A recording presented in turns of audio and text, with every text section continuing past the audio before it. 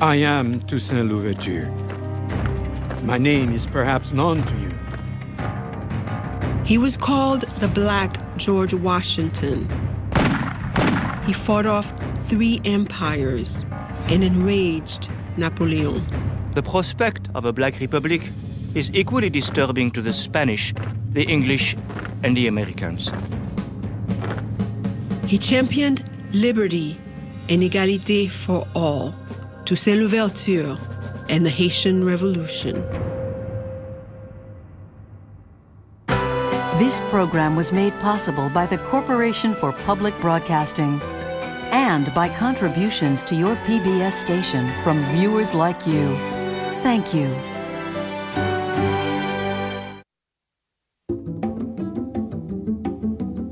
Haiti is always described as the poorest country in the Western Hemisphere. But during its height as Saint Domingue, it was the richest place in the Americas. The thing about it, though, is that its richness was all rooted in slaves. Its wealth was based on human capital, on owning that human capital.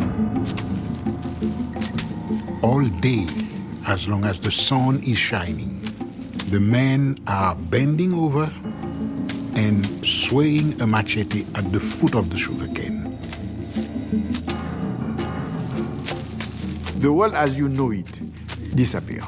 Therefore, you become an animal, and you expect to live like an animal. The dominion of the master had to be absolute, but that absoluteness itself made the master into something other than human as well. Liberty, equality, fraternity, that was new for the world. Toussaint Louverture is the epitome of humanity. He realized early on that the condition he was in was totally insufferable.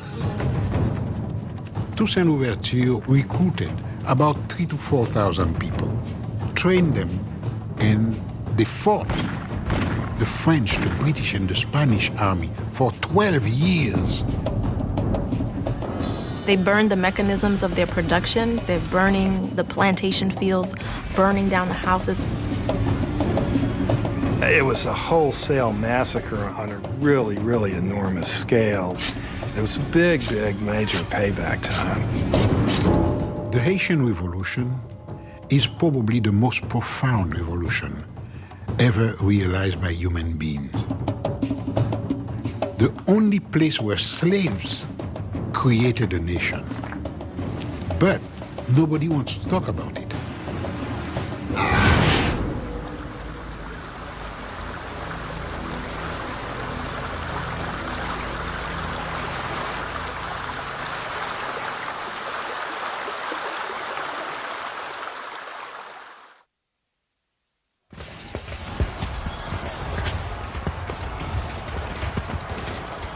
In the summer of 1789, when Haiti was still the dormant colony of Saint Domingue, it was France that grabbed the world's attention.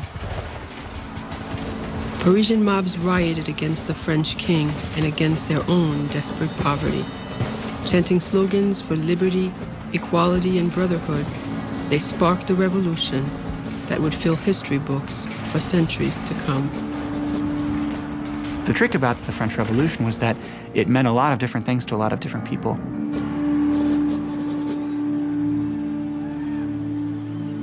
In the streets of Paris, the French Revolution meant an end to the appalling privileges of wealth. And France's brand new Congress, called the National Assembly, it meant the ideas of Europe's most radical thinkers could be realized.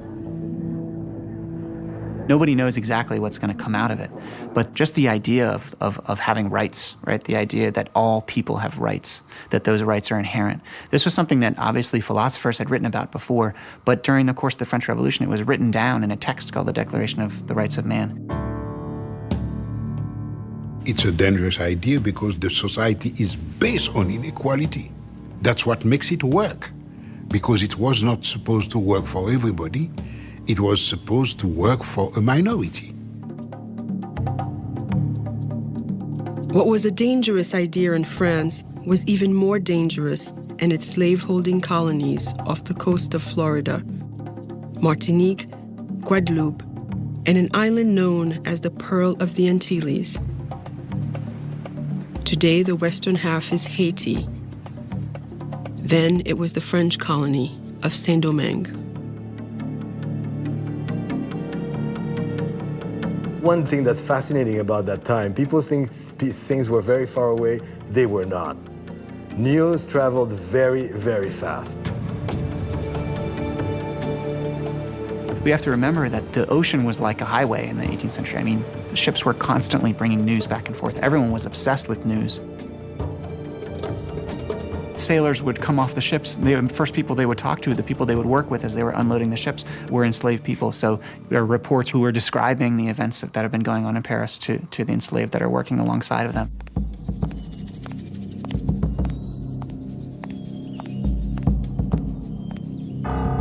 Few intended colonial slaves should take democratic ideas to heart.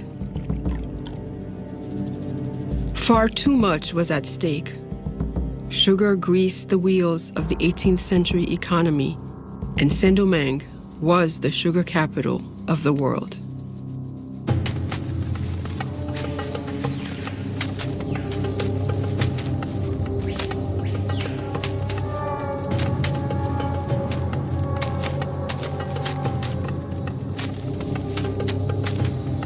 It was easy, even for France's political radicals, to ignore the agony that made it all possible.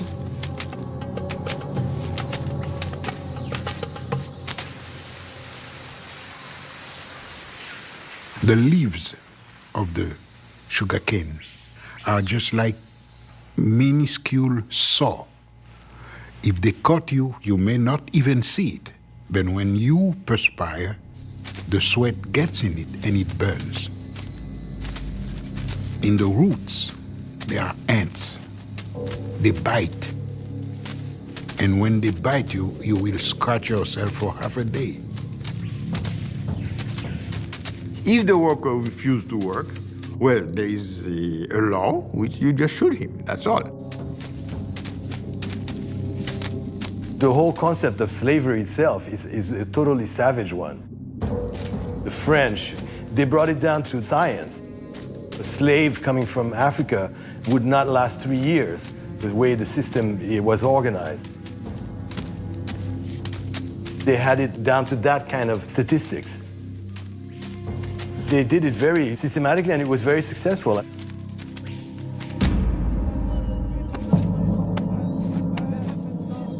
Slavery in Saint Domingue succeeded too on a foundation of relentless terror.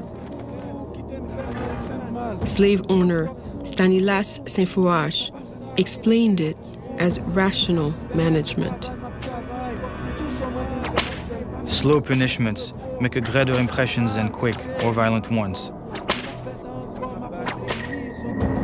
Rather than 50 lashes administered in 5 minutes, 25 lashes of the whip administered in a quarter of an hour. This is far more likely to make an impression.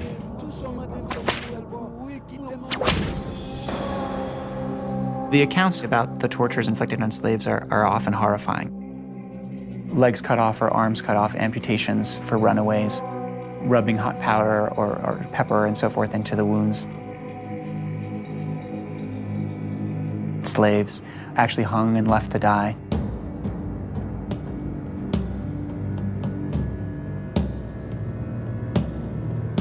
You can kind of imagine that this kind of world in which essentially human life was given so little value that these tortures were kind of refined to this incredible, cruel effect. Despite the brutal tools of control, some blacks managed to escape slavery. Many had been born free, fathered by white planters. Others had gained freedom through their own wits or talents. One such man was Toussaint Louverture. I was born a slave, but nature gave me the soul of a free man. Toussaint Louverture was a very determined man. He was a very ambitious man. And in my opinion, he was a genius. Toussaint is, I think, one of the most incredible figures that I know about in many ways. He's born on a plantation in Saint Domingue. He grows up on that plantation. That plantation was owned by a man who was tolerant for the times. Toussaint was taught to read and write as a child.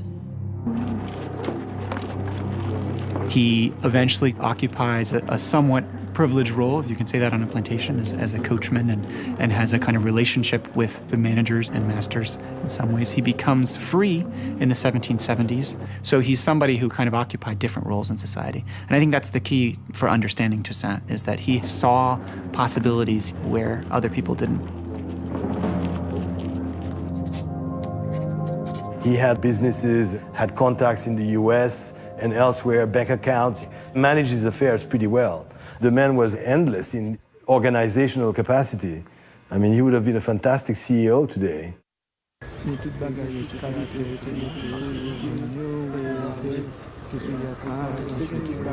Toussaint didn't record his first reactions to the revolution in France, but his fellow free Saint Domingueans, the white colonials, and the mixed-race population were transfixed. In 1789, there were about 40,000 white people and about 30,000 colored people who were, of course, their sons and cousins and so on and so forth, who were landowners themselves, many of them, slave owners themselves, many of them, very effective businessmen, many of them, involved romantically with the white master class. One of the things that's important to remember about Haiti and race is it wasn't simply black and white. Instead, you had numerous gradations of color. One historian went so far as to give 110 categories of color, from absolute black to absolute white.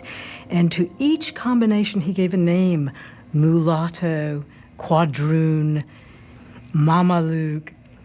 And what he was accounting for was the drops of black blood. Whites hoped for more control over the colony's governance, but the colony's mixed-race population hoped for more fundamental changes. They had been born free, but not equal. They had to show physical respect for the white. Stand up when they are in presence of a white, call them Mr. or whatever title they wanted to have. It was not easy for them, and that's exactly why they were the first one, before the blacks, they were the first one to ask for equality.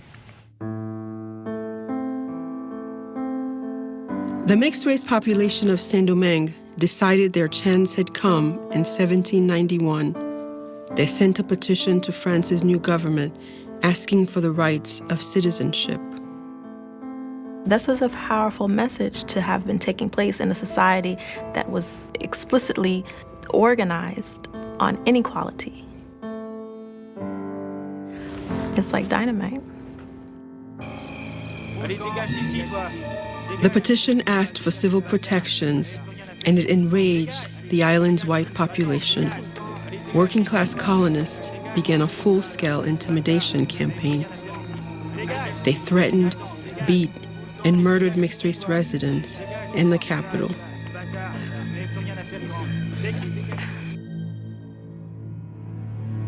But the petition met a different reception back in Paris. The new breed of delegates in the National Assembly issued a landmark decree. They extended equal rights to the small population of mixed-race people born of two free parents.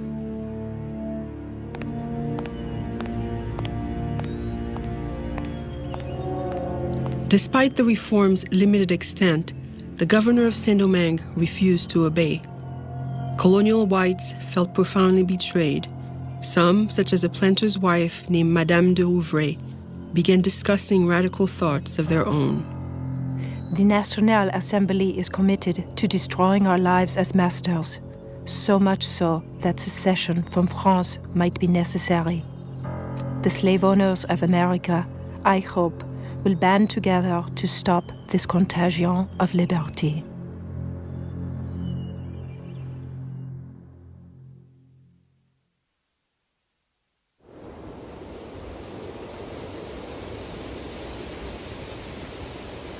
The good Lord who created the sun which gives us light from above, who rouses the sea and makes the thunder roar, watches us. Boukman Dati was a slave and a voodoo priest. Throw away the image of the God of the whites who thirsts for our tears, and listen to the voice of liberty which speaks in the hearts of all of us. In August 1791, as Saint Domingue's white and mixed-race population squared off for a showdown, Boukman called together slaves from neighboring plantations. They'd been kidnapped from different parts of Africa, and the voodoo religion was their common culture. Le vaudou, c'est l'esprit de nos ancêtres, c'est une religion. C'est le mode de vie de l'Haïtien. C'est plus qu'une religion, c'est notre façon de vivre, c'est notre force de... Le vaudou est libérateur, le vaudou est dignité, le vaudou est sagesse, et le vaudou, c'est notre tradition. Boukman had called them to an area called Bwakaima. First on the agenda was strategy.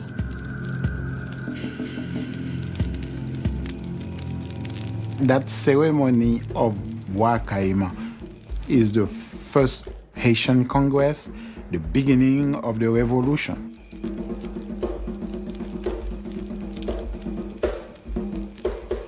C'est dans cette réunion où l'Africain décide de n'être plus esclave, d'être libre, déjà là dans la tête, de casser cette chaîne dans la tête, de dire voilà, à partir de cette cérémonie, on prend l'Africain a pris son destin en main.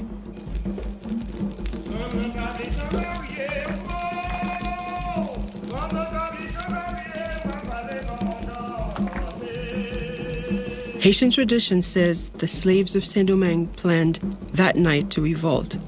They timed their uprising to start on multiple plantations in 2 weeks' time.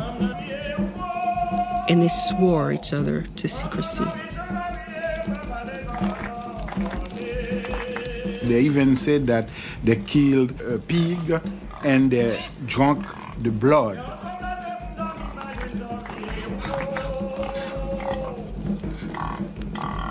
This is what we call a communion. Communion that to keep what you have heard, what you have said to themselves. The God of the white man calls him to commit crimes. Our God orders revenge. He will direct our hands. He will aid us.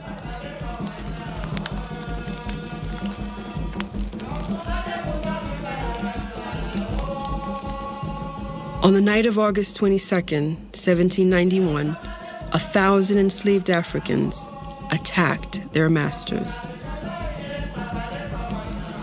Les esclaves empoisonnaient, les esclaves piquaient, les esclaves tuaient, les esclaves voulaient leur indépendance. For them to be free, they have to have the same amount of violence that you exerted on them. That's why the revolution was very brutal. This is that hatred in the first day that came out.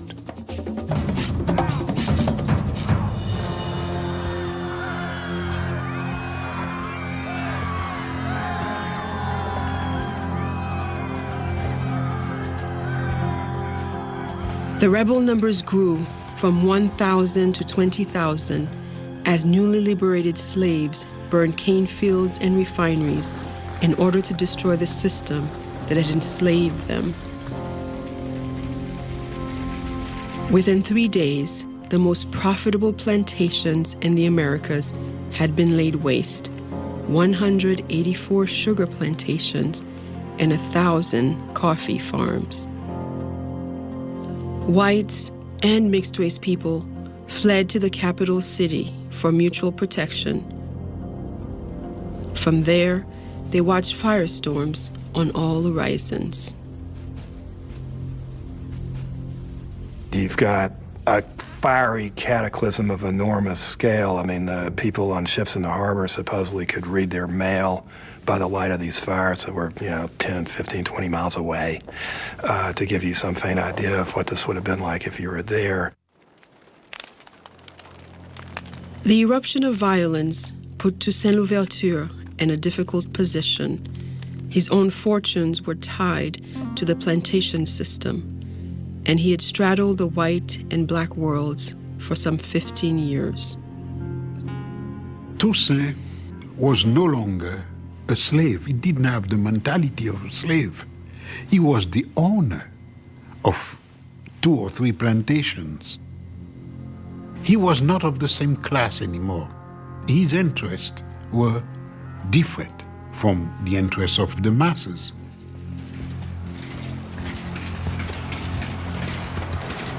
But Toussaint's first reaction to the raging violence was based neither on money nor race. It was personal. He went back to the plantation where he had been born to protect his former owners. It's true that Toussaint Louverture did return to the plantation in the early days of the insurrection and kind of maintained order there. And there's the question of why. Why would he do that? I think Toussaint was somebody who understood the value of humanity in many ways, right? And I think he probably had gained that precisely from being on the receiving end of slavery. Back in the capital city, as Toussaint helped his former master flee the violence, Saint Domingue's whites repelled assault after assault. They soon regrouped and launched their own offensive.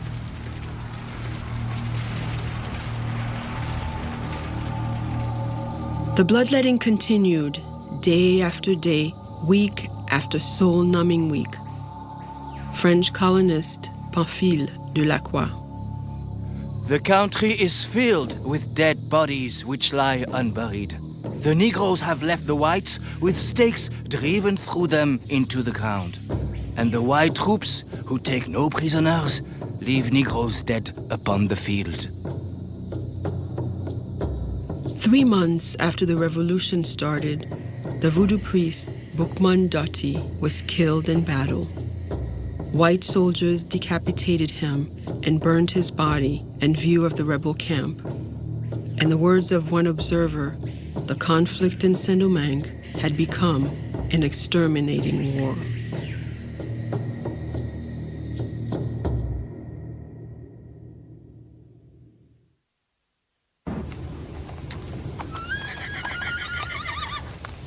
In the autumn of 1791, Toussaint Louverture could no longer sit on the sidelines.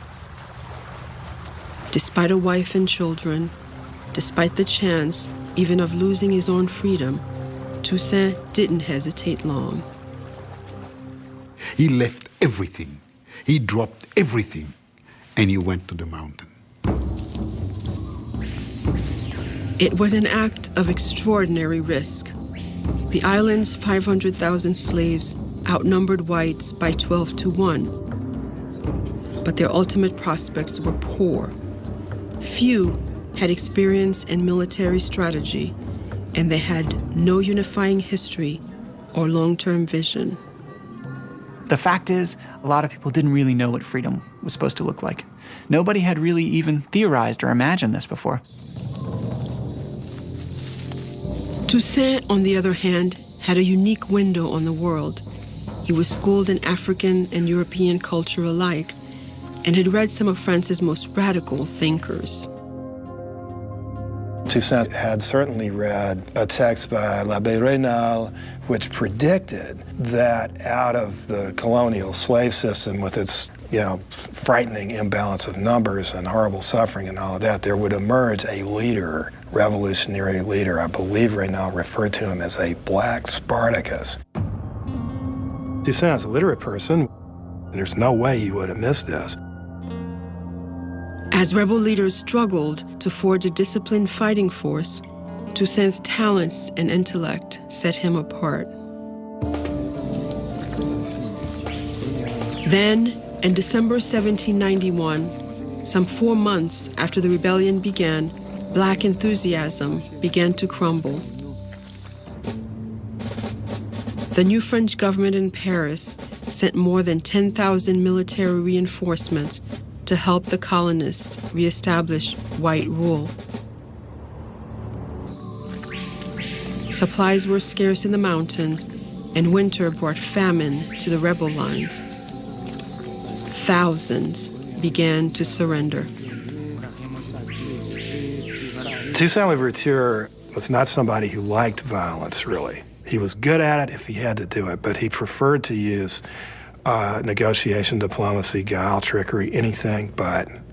And if that didn't work, he'd kill you, no problem. But he'd try anything else first.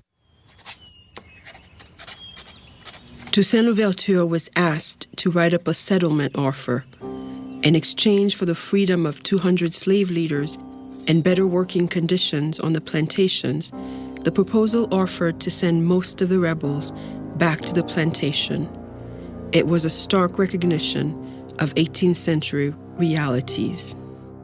Sometimes it's easy to look back at this and suggest that they were willing to sell out their followers. While the terms, I think it's true, are troubling in some ways, they were also trying to seek some change. And I think the key here is that it was really difficult to imagine that you would actually eliminate slavery.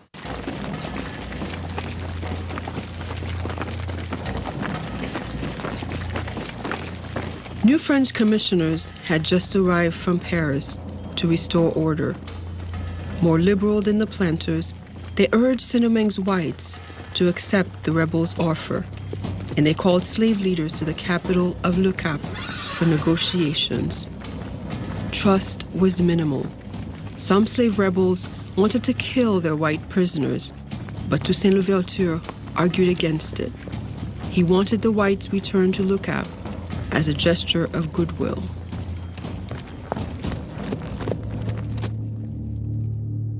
So Toussaint is sent to negotiate with the planters with the idea that, in a sense, a settlement can be reached. The settlement is not only for the freedom of some of the insurgent leaders, but also for some reforms on the plantation. Small reforms, but reforms that, at least in the letters they describe, their followers really want. Whether the small group of leaders actually would have had the power to say to all of these people that they'd taken out, okay, you're going back to work now, here's your chains. I don't know. As it happened, the white people were so short-sighted that they didn't even give them the opportunity to try. The whites said no. They said no. Because at that time, they were the one who wanted revenge. They forget about what they have done for 3 centuries, and they think that they were the victims in that thing. So they have to avenge themselves. So they're not going to forgive or forget anything. And they refused. Of course, he's taken up arms against them. But at the same time, he's made a lot of concessions, and he's struggled against his own followers to say, look, we're going to treat the prisoners well, we're going to trade with them, we're willing to make a deal. And to have that refused by the planter class, I think certainly must have had a radicalizing effect. Toussaint's support for a settlement abruptly ended, and with it, the best deal the whites would ever see.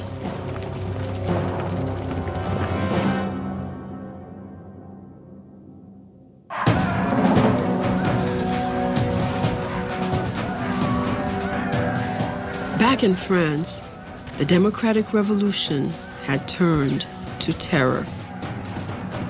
France's revolutionary army was at war with neighboring countries. Its radical leaders sought to purge themselves of enemies from within.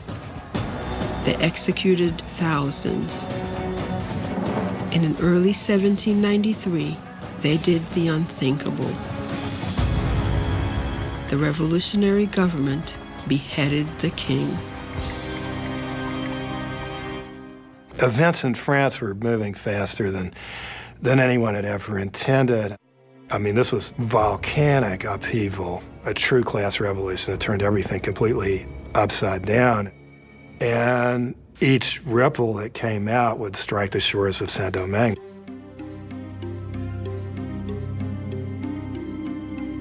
One of the biggest ripples from France that washed into Saint Domingue's shores was a commissioner named Léger Félicité Sonthonax. He was a French revolutionary with radical ideas about life in the colony. Sonthonax arrives in Saint Domingue having already had bad words said about him. There are people who've actually written from France to the colonists in Saint Domingue saying, watch out for this guy. He's an abolitionist. He wants to abolish slavery. Saint Domingue's mixed-race population had so far retained its fragile alignment with the whites. To ensure that continued, Sonthonax created a representational council on the island and invited mixed-race citizens to serve. He even brought mixed-race men into the colonial government. And a lot of white planters are really, really upset about that and see him as a really destructive force. The white planters had cause for worry. Less than 2 years after joining the rebellion, Toussaint Louverture had risen to the top of the rebel army. I am Toussaint Louverture. My name is perhaps known to you. In 1793, he wrote an open letter to the island's disenfranchised. I have undertaken vengeance. I want liberty and equality to reign in Saint Domingue. I work to bring them into existence. Unite yourselves to us, brothers, and fight with us for the same cause. With his letter, he announces two things. He announces, first of all, his commitment to the process, to the project of emancipation. And he announces his presence as a leader, maybe even the leader. He has gained great respect from his followers. And with this proclamation, he's essentially saying, you want freedom, and I'm the one who's going to bring you that freedom. So I'm the person to follow in this regard. But Toussaint at this time was addressing the wider world too. He was particularly focused on Spain. The Spanish wanted to wrestle the colony away from France for two reasons. First, the colony was very, very prosperous in spite of the war. And second, that prosperity was used by the French Revolution to combat them in Europe. Spain controlled Saint Domingue's neighboring colony. So in June of 1793, Toussaint struck a deal. Spanish garrisons just over the border provided guns and ammunition to the slave army and tipped the balance their way. Toussaint's forces captured 3 cities within 8 months.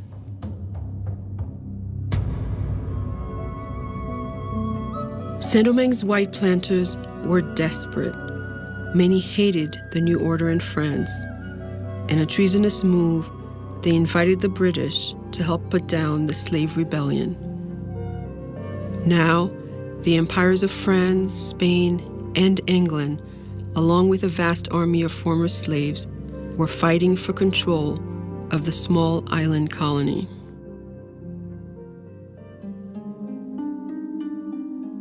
Then, in early 1794, events in Paris caused another explosion in the colony. A multiracial delegation from Saint Domingue had appeared in France's National Assembly. They had been sent by Commissioner Sonthonax with a dramatic message. He had pledged freedom to Saint Domingue slaves for fighting the armies of Britain and Spain. The emissaries made a compelling argument. These are the principles and the ideas of France, and we fully represent them, and we wish to continue to represent them on our island. And so we've come to present our arguments about why we are, in fact, truly committed to those ideas and principles, and how we epitomize these principles of the French Revolution. I think it was very powerful for the representatives of France to hear essentially that what had happened in the Caribbean is that the white slave owners had deserted France. They had gone over to the British, they had fought against the Republic, and the true people, the true Republicans, in Saint Domingue were these enslaved people who just wanted their freedom. The French National Assembly endorsed the emancipation of Saint Dominguean slaves. But that was not all. The delegates freed slaves throughout the entire empire, too.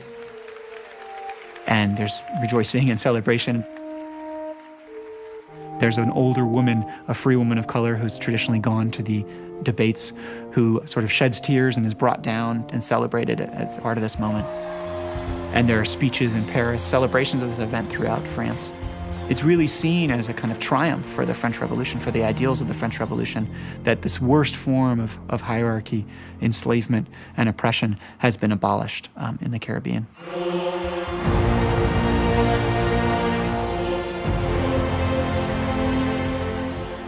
It was utterly unprecedented. In a stroke, nearly 1 million black slaves had become French citizens.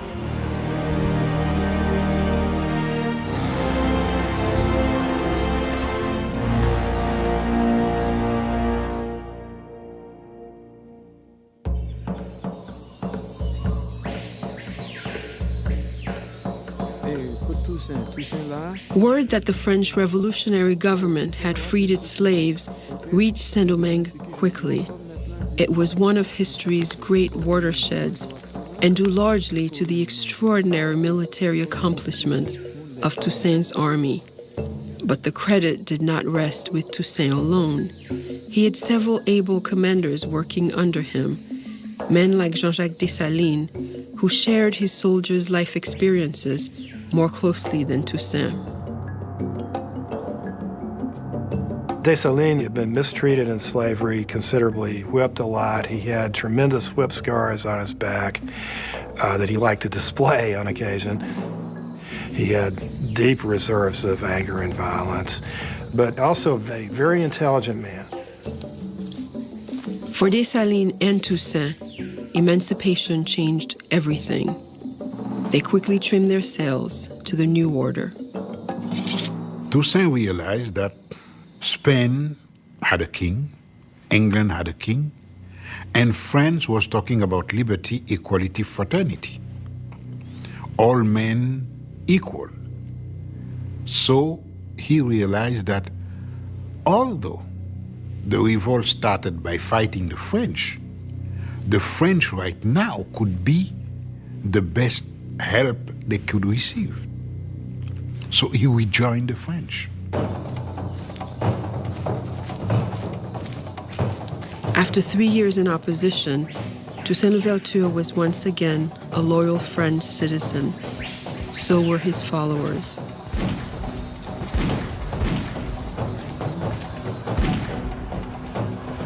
It tipped the balance.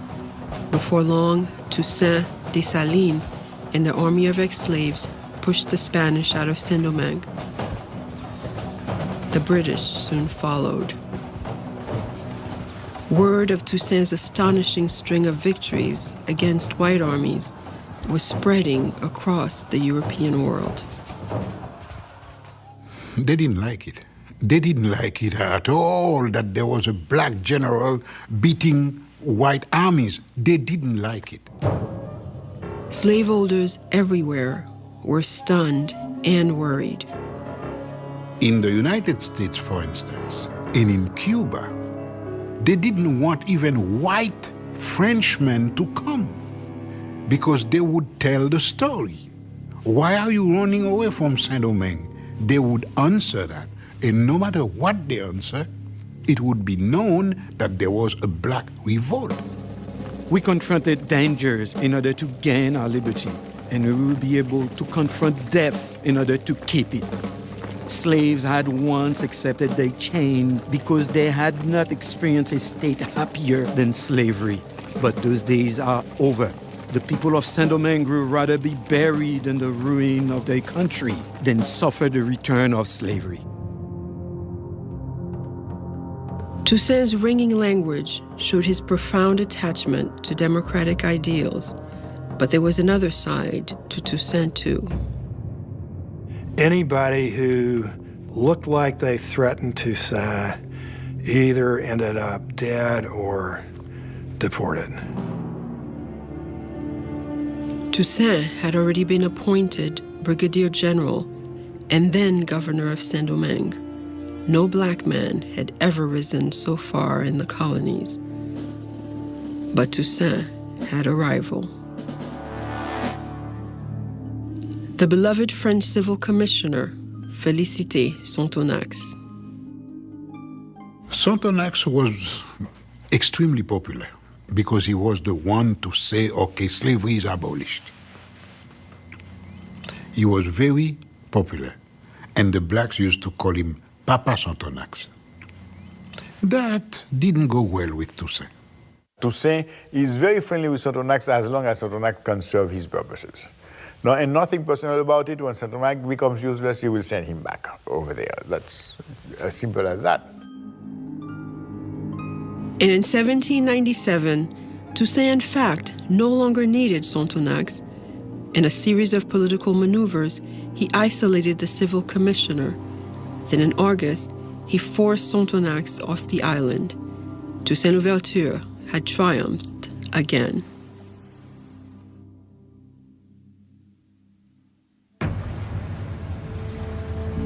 In 1798, as Toussaint Louverture was evicting the last of the British from his island, another French general battled British interest halfway around the world in Egypt. His name was Napoleon Bonaparte. Well, Toussaint and Napoleon in many ways are similar. Both were a little bit from the margins of French society. They succeeded through military brilliance, and they were both incredible military leaders, and they became political leaders as a result of their military experience. But Napoleon's victories would put Toussaint's at risk. Just months after conquering Egypt, Napoleon marched into Paris. A coup d'etat toppled the revolutionary government, and Napoleon took the reins of power. "The revolution is over," he declared. "I am the revolution." As Napoleon is rising to power in France, Toussaint is watching closely about what's going on. He knows several things. He knows, first of all, that there are very powerful pro-slavery voices in France who are agitating against him, attacking him, and proposing that slavery actually be recreated in some form in Saint Domingue.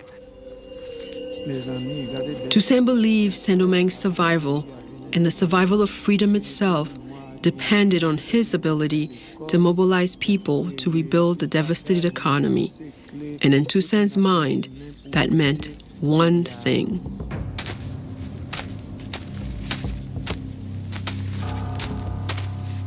His black followers should return to the cane fields.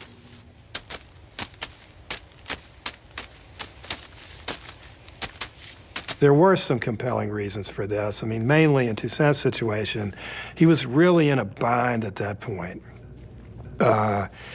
in the sense that his hope for peace was restoring productivity on the plantations, recreating the sugar trade in particularly. But nobody wanted to go back to that kind of work, so he pretty well had to force them. And then the people began to think, this is a lot like slavery. He was strong, maybe a little too strong with the blacks in several occasions, but he had to do it. He had to do it. To be a leader, you got to know where to lay back, and you have to know when to say, okay, guys, go ahead, let's do it. If you don't do it, hell, whatever the consequences, you'll pay for it. Most newly freed slaves didn't see it that way. They wanted to work for themselves, growing crops for food rather than export. Toussaint's luster began to tarnish. Napoleon, on the other hand, was riding high. He restructured the government and proclaimed a new constitution for France. Far from enshrining black emancipation, it opened the door for France to reinstitute slavery in its colonies. When Louverture heard that, he really understood that something was changing. And more ominously, he understood that he didn't have any way to influence Napoleon. And so what he did in kind of typical Toussaint fashion is he responded by saying, okay, Saint Domingue is going to have its own laws. Well, here they are. I'm in charge here. I might as well write the Constitution. Toussaint's constitution decreed slavery would never exist in Saint Domingue again, and it was the first in history to prohibit discrimination based on skin color, a milestone that U.S. law would not guarantee for another 150 years. The Constitution had troubling elements too.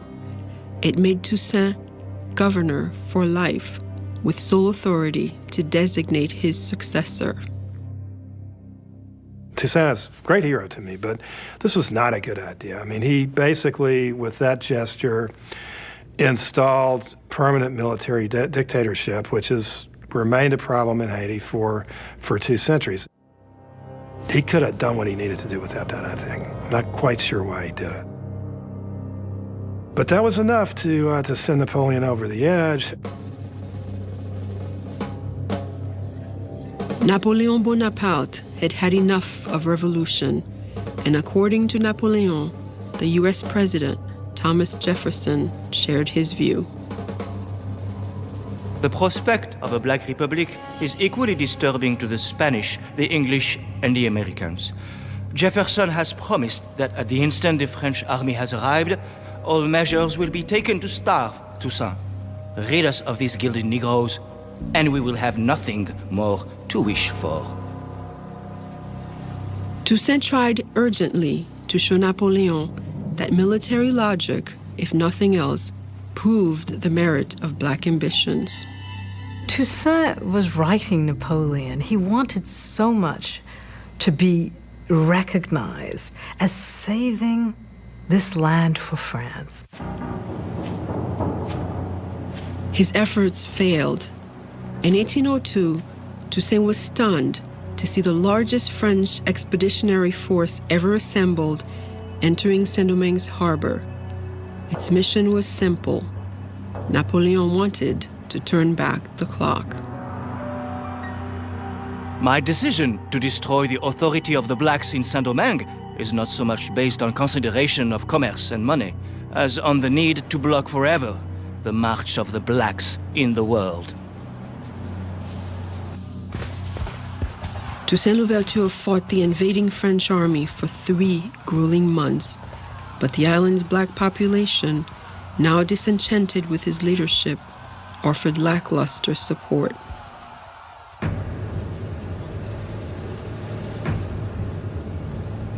On May 6, 1802, Toussaint Louverture surrendered. At first, he was allowed to retire from the army with full honors. But a month later, he was called to a meeting with the French commander. If I wanted to count all the services that I have rendered to the French government, I will need several volumes, and still I wouldn't finish it all. Arrêtez-le. Toussaint was arrested on charges of conspiracy. He wrote some stuff that's very eloquent, saying, I rather suspect that it's because of my color that you're treating me like a common criminal, although I prefer not to believe this. And to compensate me for all the services, they arrested me arbitrarily in Saint Domingue. They choked me and dragged me like a criminal without any decorum or concern for my rank. Is that the recompense due my work? Normally, a mutinous French officer would have been brought before a military tribunal, so he comports himself as if he's going to have a military trial. Toussaint's sons had been educated in France. They had even met Napoleon. Hoping again that Napoleon would understand his thinking, Toussaint peacefully boarded a ship for France. Saint Domingue remained mostly calm in Toussaint's wake. Jean-Jacques Dessalines and the other black officers continued cooperating with French General Victor Leclerc. But then, news arrived from the nearby colony of Guadeloupe. Napoleon had reinstated slavery. Leclerc reported that he had Dessalines in his pocket and controlled him and had mastered his spirit. Well, he was extremely wrong about that. Saint Domingue erupted in anger and fear. Dessalines quickly broke from France. One more time, the former slaves of Saint Domingue took to the field against European armies.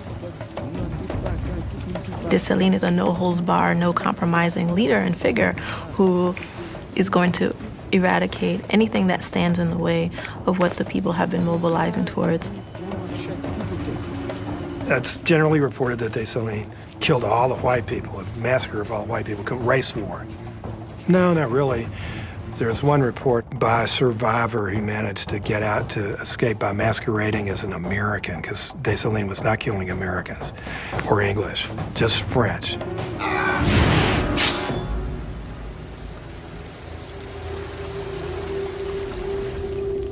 One fleeing white, Pierre Chazot, paused on a mountaintop to observe the devastation.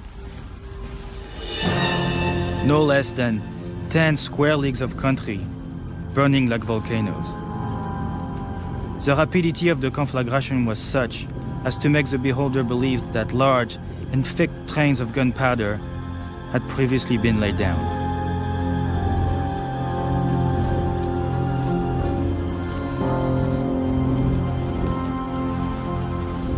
The war becomes this extreme scorched earth kind of campaign in which Dessalines and others burn the towns in order to basically leave the French with no choice but to depart. Dessalines' scorched earth tactics worked. In 1803, the French army was finally driven out. 50,000 French soldiers had died. And Saint Domingue, Haiti, became the world's first Black Republic. This is a powerful story. It wasn't just an anti-colonial revolution, but it was also an anti-slavery revolution in that it said your economy and your privilege, which is based on forced labor, cannot stand, it will not stand. It's a message that translates through time. Independence is the strongest feeling of human being. I think we all, in some ways, have inherited something from this revolution, because it's really the first place that people insisted absolutely that human rights were for all people. It's something that everybody should know about it, to know exactly what our species, not black people, but our species can realize. But Toussaint Louverture never lived to see victory. By the time Haiti attained the goal he fought so hard to achieve, the imprisoned revolutionary had died in a freezing cell in the mountains of France. "And overthrowing me," Louverture wrote as he left for France, "you have only cut down the trunk of the liberty tree of the blacks in Saint Domingue. It will spring back from the roots, for they are numerous and deep."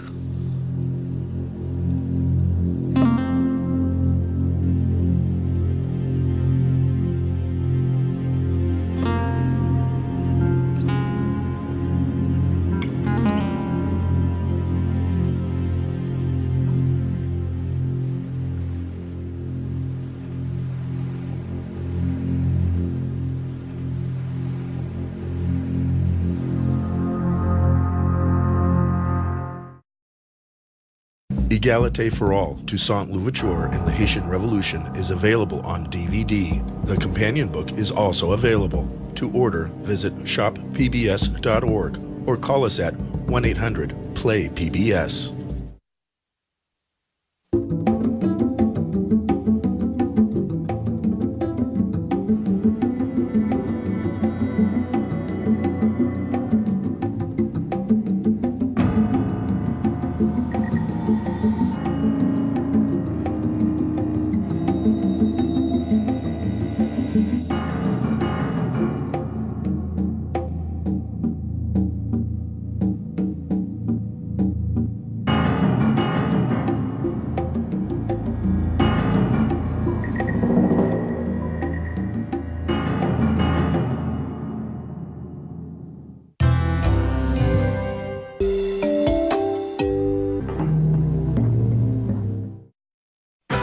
This program was made possible by the Corporation for Public Broadcasting and by contributions to your PBS station from viewers like you. Thank you.